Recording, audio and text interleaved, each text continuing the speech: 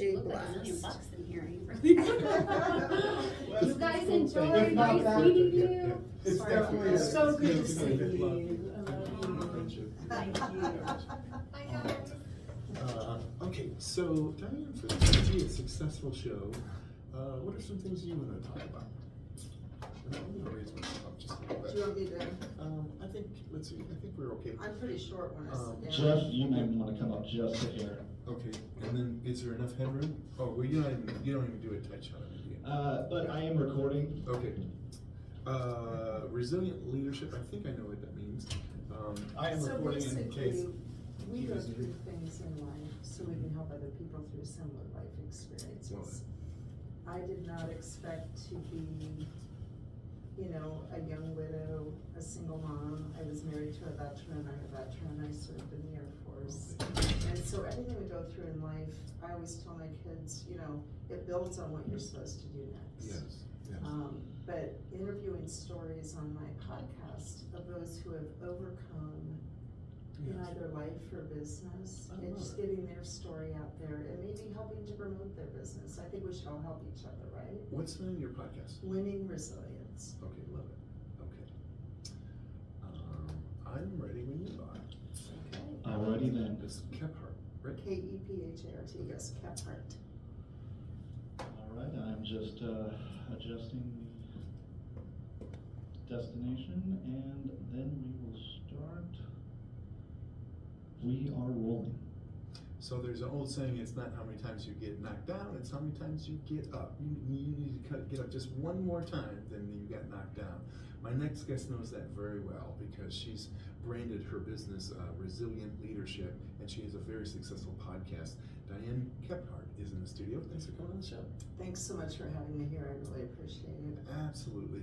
And there are so many coaches out there who really haven't gone through a lot of adversity, and yet they're coaching resilience. Man, you have gone through a lot. Why don't you share some of your stories? Absolutely.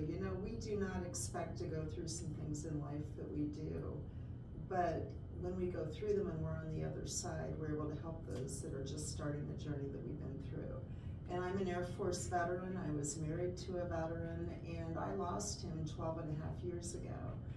Didn't expect to be a young widow, did not expect to be a single mom, but I've been able to help a lot of other young widows, single moms, but also being an entrepreneur, I've been able to help those who are further behind in the entrepreneurial journey.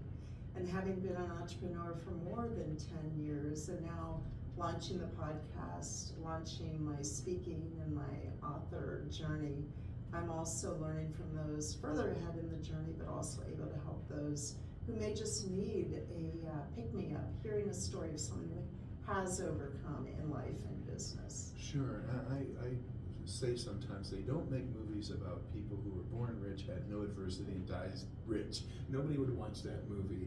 So Absolutely. maybe give us some perspective. When something bad happens, when there is a setback, should we look for the blessing? Should we look for how can I use this experience to help others?